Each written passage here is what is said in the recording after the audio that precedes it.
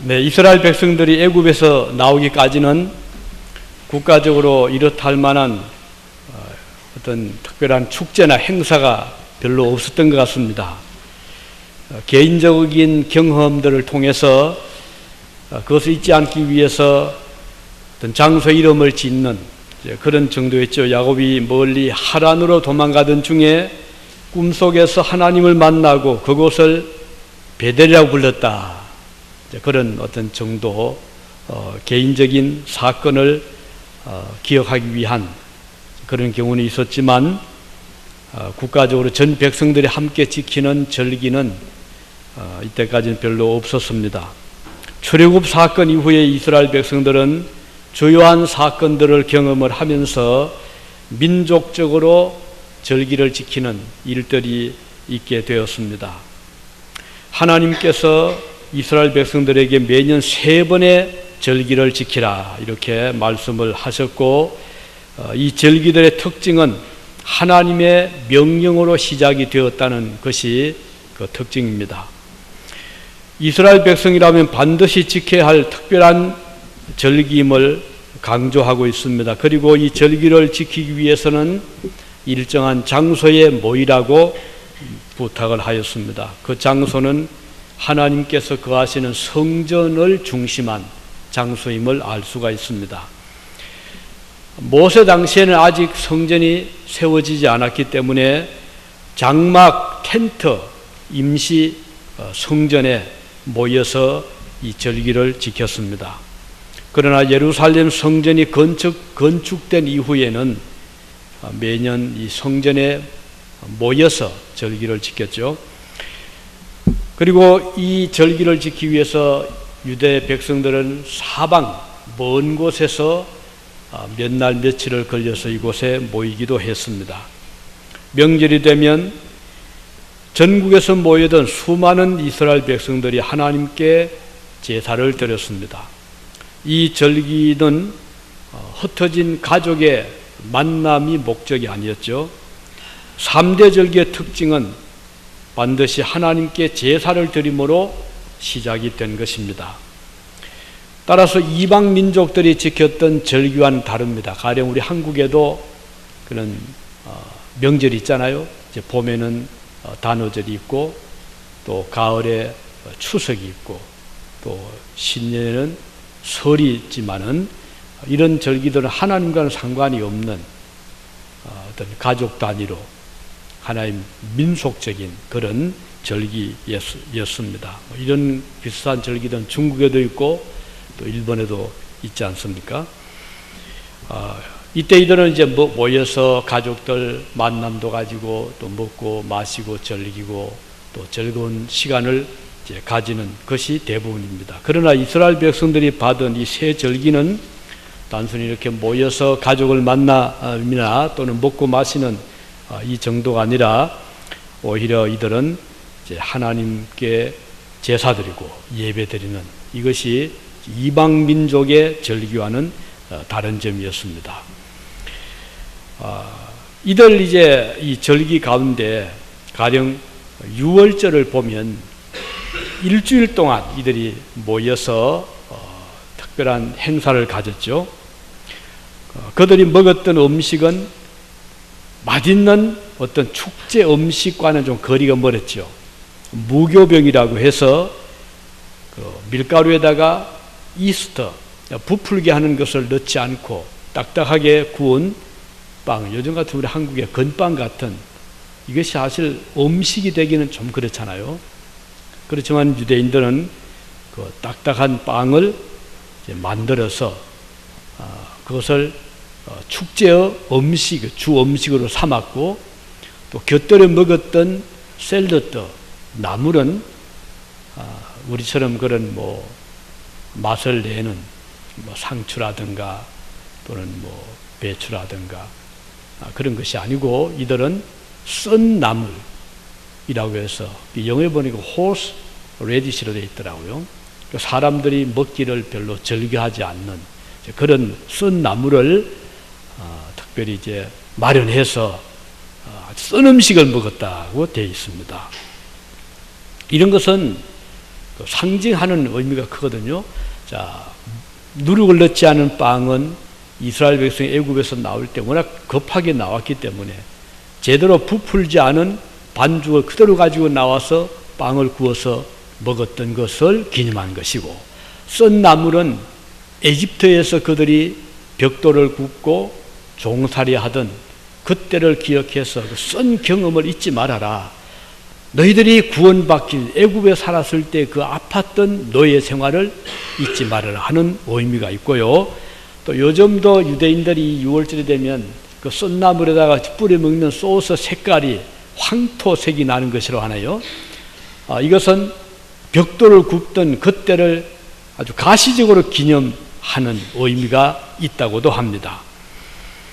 그래서 노예 생활의 썬 경험을 잊을 때 백성들이 받은 구원의 그 감격이 약화될 수 있잖아요. 그래서 그것을 새롭게 하기 위해서 이 명절일 때마다 그런 무교병을 먹고 썬 나물을 먹고 그리고 조상들이 겪었던 노예 생활의 아픔을 기억하면서 이제 누리는 자유, 구원에 대해서 더 감사하라는 그런 의미가 있습니다. 이것은 우리 그리스도인들이 믿고 처음 믿을 땐 나름대로 감격이 있잖아요.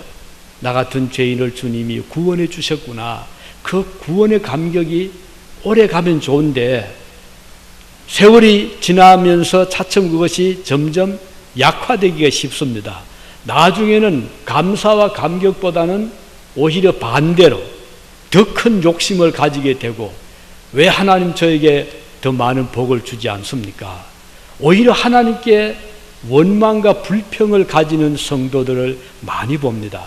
우리 하나님은 그래서 구원의 감격을 잊지 말도록 이렇게 썬 나물을 먹게 하고 무교병을 먹게 해서 애굽에서의 그 종살이를 기억해라. 너희들이 과거에 믿지 아니할 때 죄 가운데 살았던, 죄악 가운데 살면서 희망 없이 소망 없이 살았던 그날을 기억해라. 이렇게 오늘도 하나님 우리에게 이 절기를 통해서 이런 교훈을 하고 계시는 것입니다.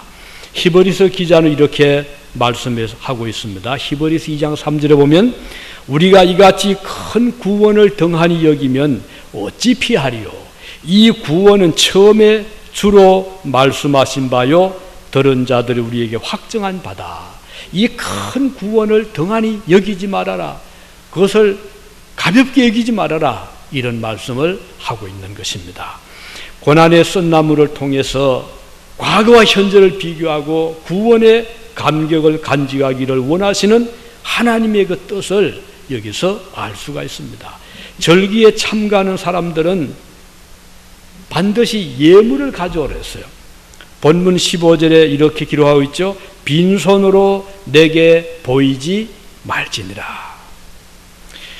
이 말씀은 절기에 참가하는 사람들은 누구나 하나님께 감사의 마음을 표현해라, 그 뜻이거든요. 하나님의 큰 구원을 기억할 뿐 아니라 그 구원을 베풀어 주신 하나님께 고마움을 느끼고 감사하는 마음을 가지고 하나님께 나오라, 이런 뜻입니다. 그래서 절기마다 사방에서 모이던 사람들은 그냥 맨손으로 오지 않고 손에 예물을 가지고 왔던 것입니다. 그러면 백성들이 지켜야 될 세 가지 절기 무엇입니까? 하나는 유월절이 그 첫 번째 절기입니다. 유월절, 패스오버, 이렇게 넘어간다 그 뜻이죠. 이것은 이스라엘 백성들이 과거 애굽에서 탈출하기 직전에 10가지 재앙이 임했잖아요. 애굽의 그 강물이 피가 된, 또 어떤 재앙이죠? 개구리가 사방에서 뛰쳐나와서 백성들에게 고통을 주는 두 번째 재앙. 또 어떤 재앙이죠? 이가 또 생겨서 파리가 생기고 악한 독종이 생기고 우박이 내리고 암흑이 임하고, 이런 여러 가지 9가지 재앙이 온 다음에 그래도 바로가 마음을 돌이키지 아니할 때, 자꾸 바뀔 때 하나님은 마지막으로, 이건 그야말로 결정타입니다. 10번째 재앙은 짐승들에게는 첫 번째 새끼를 하나님이 다 치신 겁니다. 사람에게는 맏아들을 전부 다 죽게 한 것입니다. 그러니 온 나라가 애곡이 그야말로 애통함이 집집마다 상가가 된 겁니다. 이럴 때에 하나님께서 이스라엘 백성들에게는 문지방, 문설주에다가 양을 잡아서 그 피를 뿌려라. 그러면 죽음의 천사가 그 피를 보고는 그 집에 들어가지 못하고 넘어서 갈 것이다. 그래서 이스라엘 백성들이 모세가 명한 대로 양을 잡았죠. 그리고 그 피를 문설주에다가 뿌렸습니다. 그랬더니 죽음의 천사가 애굽의 전역을 휩쓸 때 그 집 문 앞에 있는 양의 피가 있는 집은 넘어간 겁니다. 그러니까 피해가 없었던 거죠. 이것을 기념해서 6월절이 되면 반드시 양을 제물로 가져오게 했습니다. 그리고 양을 잡아서 그 피를 집집마다 문설주에 지금도 그들은 뿌리고 있는 것입니다. 자, 이것은 무엇을 의미하나요? 이것은 흠없으신 그리스도의 희생을 의미합니다. 6월절 양을 잡을 때 조건은 반드시 흠이 없어야 돼요. 어린 양입니다. 그래서 이것은 예수님의 흠없는 어린 양 되신 주님을 보여주시는 것입니다. 그래서 우리 주님은 6월절 날 체포가 되셨잖아요. 그리고 재판을 받으셨는데 죄가 없으신 주님이 죄 있는 죄인으로 심판을 받으시고 그리고는 십자가에서 죽으셨습니다. 그래서 세례요한은 이렇게 말씀했죠. 주님을 보고 말하기를 보라, 세상 죄를 지고 가는 하나님의 어린 양이로다. 세례요한이 주님을 보고 선언한 말씀입니다. 6월절 날 잡혀서 제물이 되었던 흠없는 양 되신 그리스도를 본 것입니다. 애굽에서 나오기 직전에 이와 같이 10가지 재앙 마지막에 임했던 그 재앙을 면하게 해주었던 양의 피는 오늘 죄값으로 멸망을 받을 오늘 저와 여러분의 죄를 다 덮어주시고 하나님의 그 심판의 천사가 우리를 넘어가게 해주시는 의미가 여기에 있는 것입니다. 이것을 기념해서 유대인들은 오늘날도 이 6월절이 되면 집 문설주에다가 피를 뿌리고 있습니다. 이 피는 어린 양 대신 그리스도의 피를 상징합니다. 그리스도께서 십자가에서 흘리신 보혈을 이 6월절을 통해서 우리에게 지금도 보여주고 있습니다. 그래서 오늘 우리 그리스도인들의 마음속에 항상 이 6월절 어린 양의 피가 늘 우리를 보호하고 있다는 것을 여기에서 볼 수가 있고 하나님은 그래서 끝까지 세상 끝날까지 주님 오실 때까지 어린 양으로 오셔서 죽어주신 그 죽음을 기념하여 포도주를 마셔라. 그리고 내 살인 떡을 먹어라. 이 성찬식을 우리에게 주셨습니다. 구약시대는 양을 잡아서 그 피를 문설주에 뿌림으로 재앙을 넘어가게 했지만 오늘 신약시대에 와서는 그렇게 하지 않고 양을 잡지 않고 주님의 몸을 상징한 기념하는 포도주와 떡을 먹게 함으로써 이 재앙을 피하게 한 것입니다. 두 번째 절기는 뭐죠? 맥추절입니다. 이 절기는 6월절은 니산월 14일부터 일주일 동안 봄입니다. 그리고 맥추절은 여름입니다. 왜냐하면 봄에 뿌린 씨앗을 거두는 첫 번째 하곡식은 밀과 벌이잖아요. 그래서 이 맥추절이라고 해요. 여름 곡식을 거두어서 하나님께 드리는 제사다 그 말이거든요. 이 말을 다른 말로 하면은 77절이라고 하거든요. 왜 그런 거 아니에요? 6월절 이후에 7주간을 계산합니다. 그럼 일주일은 7일, 7주일이니까 주간이니까 77은 49에서 50일째 되는 날이 바로 이 맥추절이거든요. 그래서 이것을 77절 또는 맥추절 이렇게 부릅니다. 맥추절은 6월절과 달라서 양을 잡지 않습니다. 양을 잡아서 피를 뿌리지 않습니다. 맥추절은 대신에 곡식을 거두어서 첫 번째 난 곡식이잖아요. 그 곡식을 하나님 앞에 드리는 절기가 바로 맥추절입니다. 그리고 이날에는 감사하잖아요. 그동안 춘궁기 지나고 이제 곡식이 떨어질 때쯤 되었을 때 하나님은 밀과 보리를 거두게해서 창고에 가득히 채워놓게 하고 그 거둔 곡식을 하나님 앞에 드리면서 하나님 감사합니다. 금년도에도 우리에게 이 풍성한 양식 주신 것을 감사합니다. 하나님 주신 것을 실감하는 거예요. 오늘 이것은 우리 그리스도인들이 하나님께 감사하는 조건 중에 하나가 먹을 양식을 주신, 입을 의복을 주신, 살 거주할 집을 주신 하나님께 감사하는 것입니다. 어떤 사람들은 아니 우리가 열심히 일해서 돈을 벌고 있는데요, 농부가 열심히 씨를 뿌려서 거두는 것인데요, 이렇게 생각할지 모르지만 아무리 농부가 씨를 뿌렸다고 합시다, 열심히 일했다 합시다, 하지만 하나님의 축복과 도우심이 없다면은 거둘 수 있다고 생각하는 것은 착각입니다. 왜냐하면은 하나님이 기후를 적당히 주시잖아요. 적당한 이른 비를 주시고 늦은 비를 주시고 그리고 맑은 공기를 주시고, 그래서 곡식들이 자라게 하시는 햇빛을 주신 하나님, 이게 없이는 농부들이 아무리 씨를 뿌리고 수고해도 거둘 수가 없지 않습니까? 우리 북한 금년도에도 이 흉년이 심각하답니다. 그들이 씨를 안 뿌렸나요? 그들이 노동력이 없습니까? 그런데 안 되는 경우들이 많이 있잖아요. 그래서 우리가 일을 한다 하더라도, 직장인이 열심히 직장 다닌다 하더라도 회사가 부도가 나면 뭐 도리가 없잖아요. 그래서 우리는 알고 있습니다. 하나님의 은혜로 우리가 곡식을 뿌릴 때 열매를 거둘 수 있다는 걸 알고 있고, 하나님의 은혜로 오늘 우리가 하루하루 살아갈 수 있다는 것을 우리는 알게 되는 것입니다. 그래서 이 맥추절은 특별히 감사의 절기라고 할 수 있어요. 그런데 이 감사는 혼자 하는 것이 아니고, 오늘 여기 본문에 오면 이 맥추절이 되면요, 이제 이 다른 종합에 보면 초청의 대상이 있습니다. 나나 내 가족만 즐기고 감사하는 것이 아닙니다. 맥주절이 되면은 남종과 여종들을 같이 초청을 하라고 그랬어요. 테이블을 풍성하게 차려놓고 음식을 많이 해놓고, 그리고는 초청을 합니다. 초청할 때 그 지역의 유지를 초청한다거나 갑부를 초청하는 것이 아니고, 특별히 성경에 보면 너희 중에 남종이나 여종을 초청해라. 그리고 또 나그네를 초청해라. 또 고아들을 초청해라. 또 과부들을 초청해라. 왜? 이 사람들은 전부 다 약자들이잖아요. 우리 한국에서 갑을 하대요.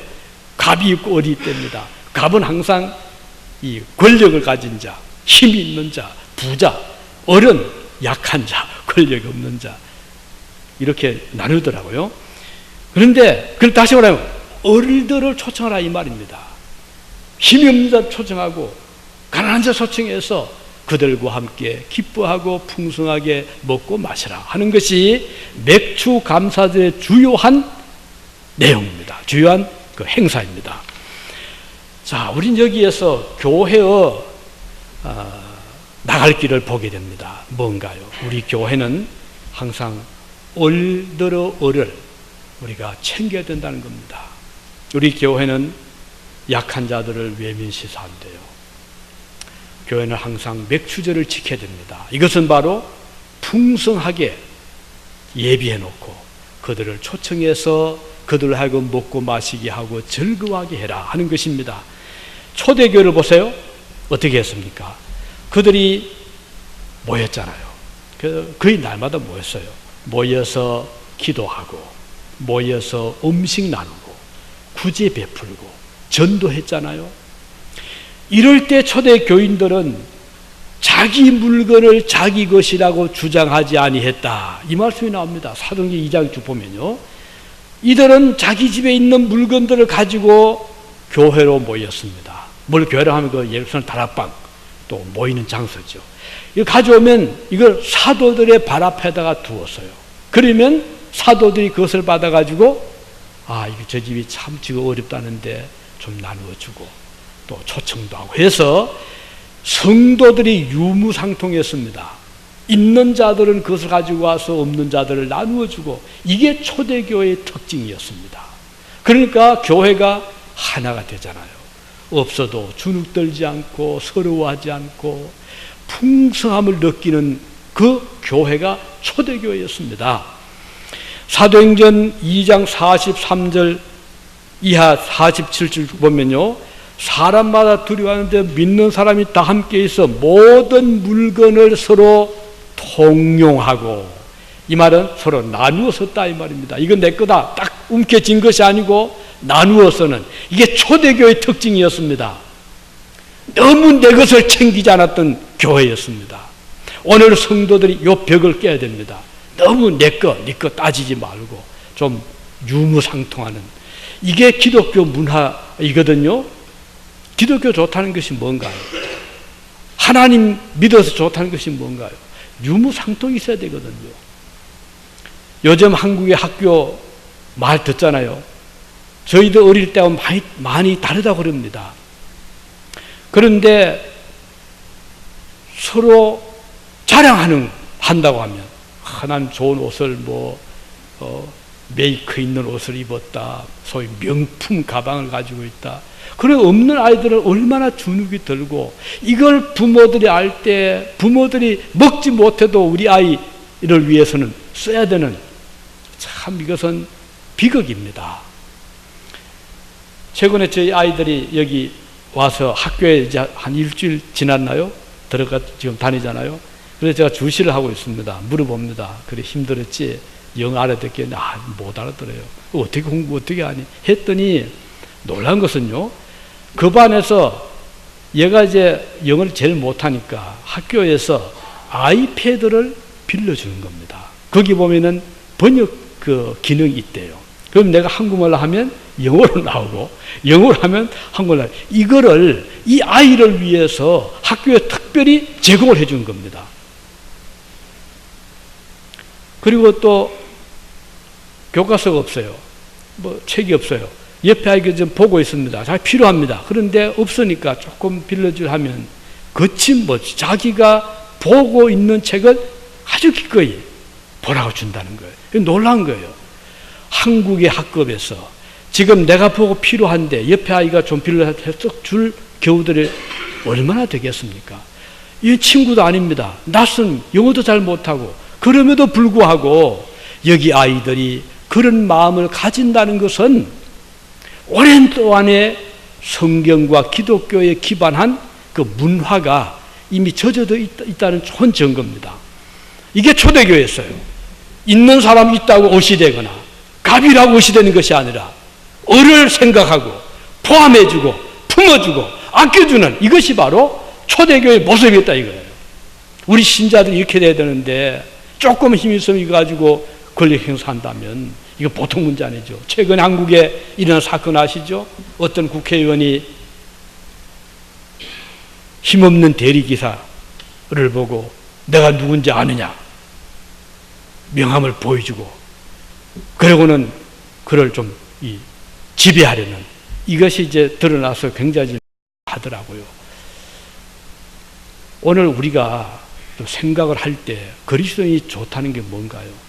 을을 생각하는, 약한 자를 챙겨주는, 외로운 자를 보살펴주고 없는 자를 아껴주고 힘없는 자를 품어주는 것이 기독신자의 모습이지, 강한 자는 강한 자끼리, 약한 자는 약한 자끼리 그냥 소외당하는 그런 사회라면 교회 존재가 의미가 없는 거예요. 세상의 빛이라고 할 때, 소금이라고 할 때 교회는 여기에 뛰어들어가야 되는데, 교회가 함께 그들과 같이 세상과 같이 간다면은 교회는 있어나만 한 존재밖에 아니잖아요. 그래서 이 맥주 감사절은 대단히 중요합니다.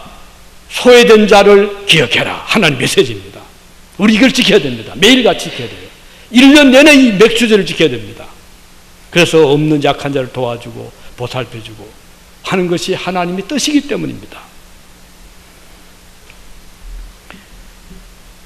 사도행전 어제 말씀드린 거 2장에 계속 그런 말씀들 보면은 항상 서로 유무상통했다.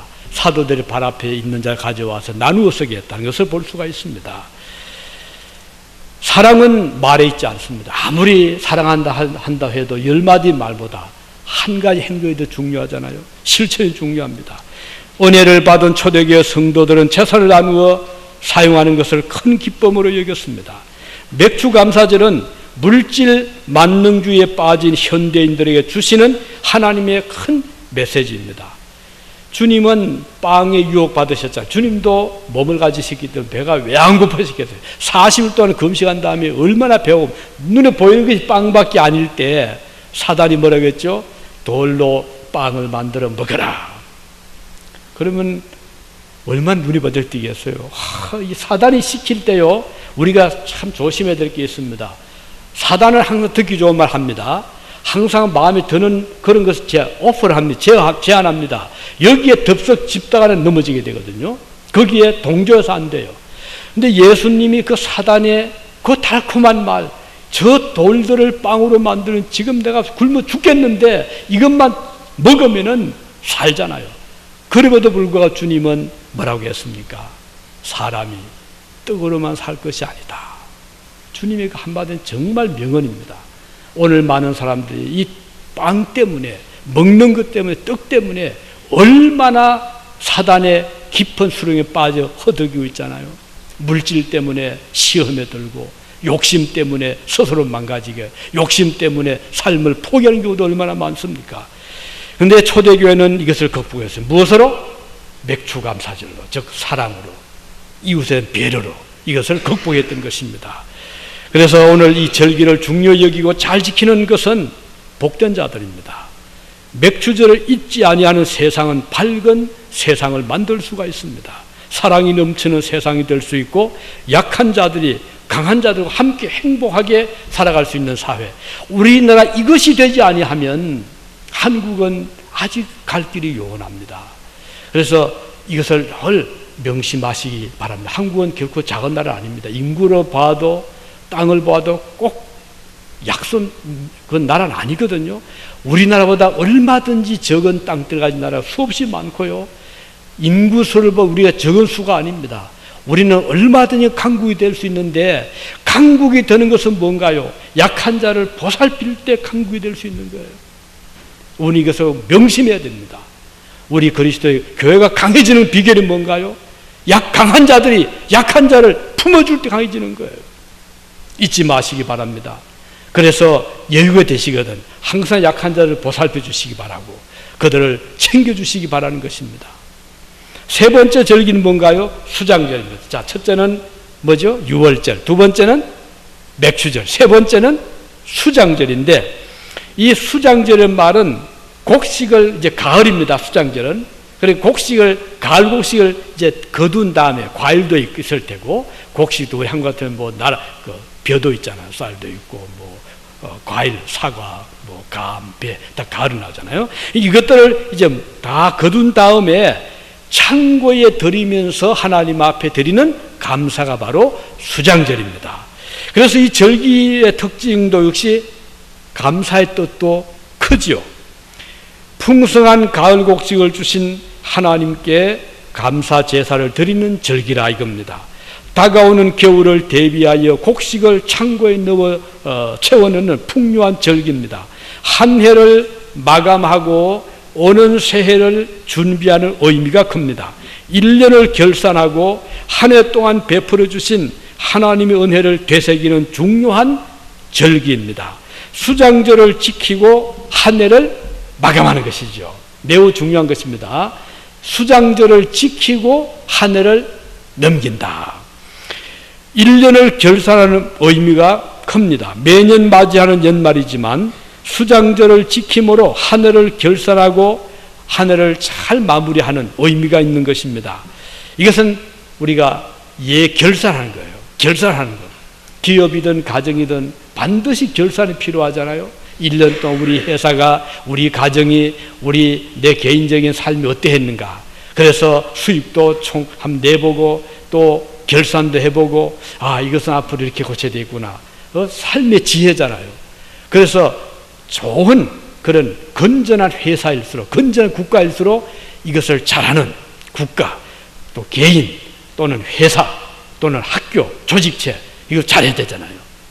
그래서 이것을 잘할 때, 요즘에 이 유오버도 그렇고 OS도 그렇고 이 외국인 학생이 많이 들어옵니다. 그래서 이제 이 얘기 들어보면 지금 오레곤 예산이 굉장히 지금 타이트하잖아요.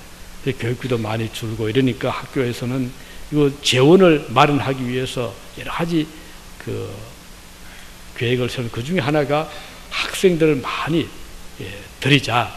그래서 지금 굉장히 많은 학생들이 외국에서 들어오고 있습니다.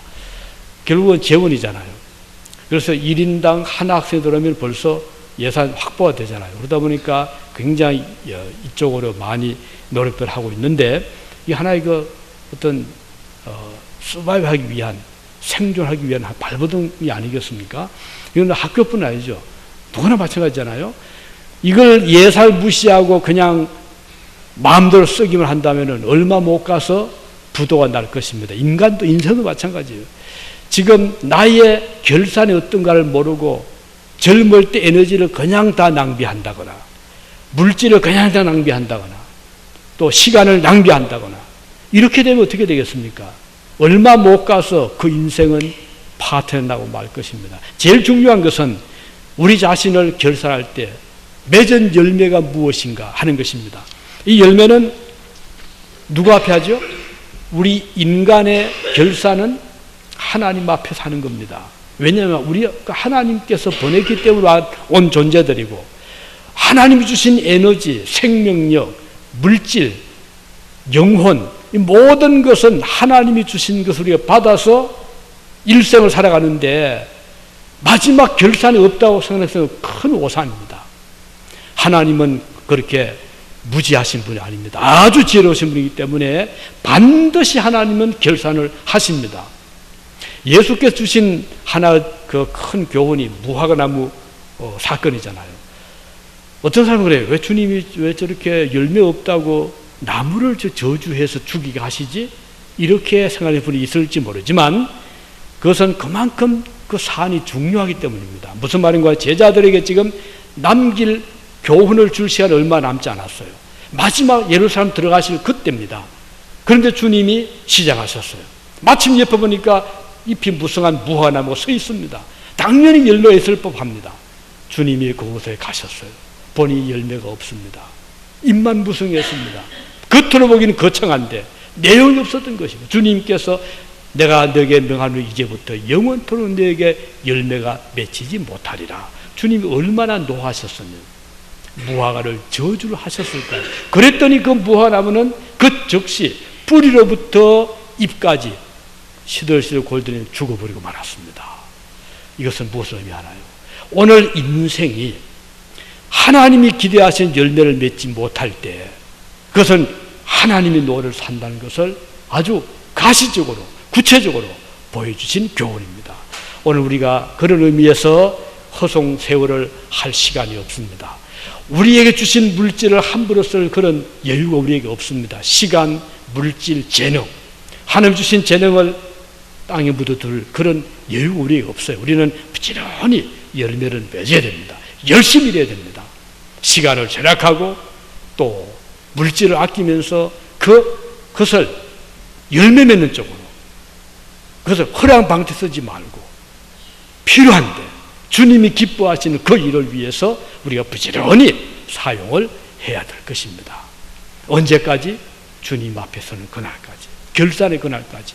그러면 주님 앞에 서면은 우리 주님이 벌써 다 아시죠. 벌써 주님은 우리의 모든 삶을 환히 보고 계십니다. 우리가 굳이 가서 말 안 해도 주님은 벌써 아시고, 칭찬할 자 칭찬하십니다. 상 줄 자 상 주십니다. 그리고 안식 줄 자 안식 주시는 우리 하나님이세요. 그래서 오늘 수장절은요, 나의 삶의 결산을 알려주는 중요한 절기라는 걸 기억하시고, 우린 매일같이 이 수장절을 지켜야 됩니다. 오늘의 하루의 결산을 돌이켜보시기 바랍니다. 그리고 1년에 한 해의 마지막을 살펴보시기를 바라는 것입니다. 그래서 우리는 어떤 열매를 맺었는가를 하나님 앞에 돌아볼 수 있는 절기가 바로 이 수장절이다. 이것을 우리 교회에서는 흔히 추수감사절로 이렇게 지키고 있습니다. 하나님께서 주신 가을 곡식을 거둔 다음에 하나님 앞에 감사합니다 제사를 드립니다. 그러나 사실 오늘 추수감사절은 미국의 청교도 역사가 더 강하게 지금 우리에게 드러나고 있잖아요. 믿음을 지키기 위해서 영국을 떠났던 102명의 청교도들이 미국에 와서 얼마나 천신만고생 끝에 이제 기독교를 이 땅에 씨뿌리를 내리게 하고 교회를 세우고 그리고 믿음의 나라를 세운 그 역사를 우리는 기억할 때 이 추수감사절을 가시기지만 사실은 그 이전부터인 하나님은 가을이 되면 수장절을 지키라 이렇게 말씀을 하고 있는 것입니다.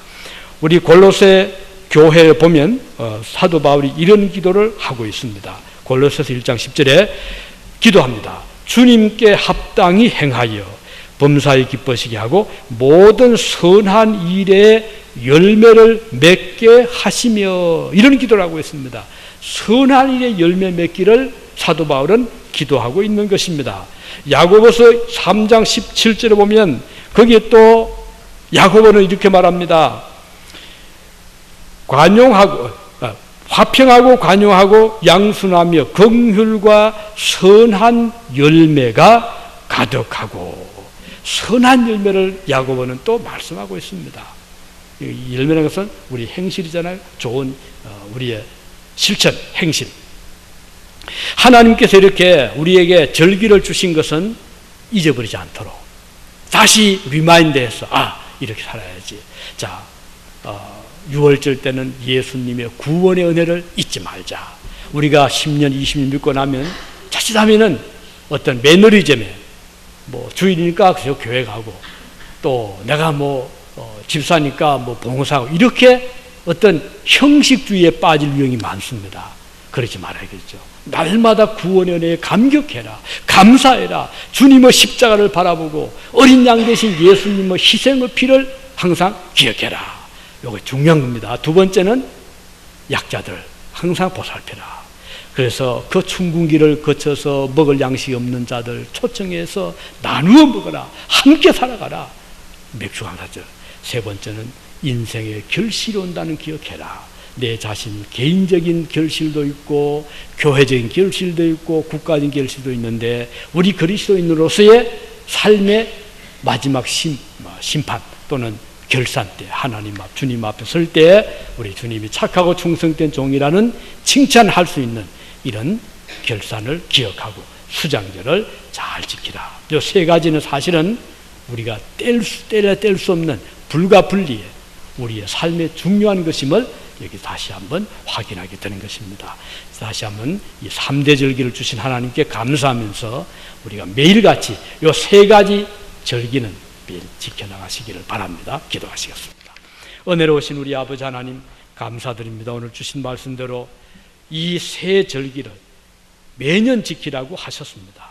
오늘 저희는 날마다 우리 주님의 구원의 은혜를 기억하고 감사하게 하시고 우리 약한 자들을 돌아보게 하시고 그리고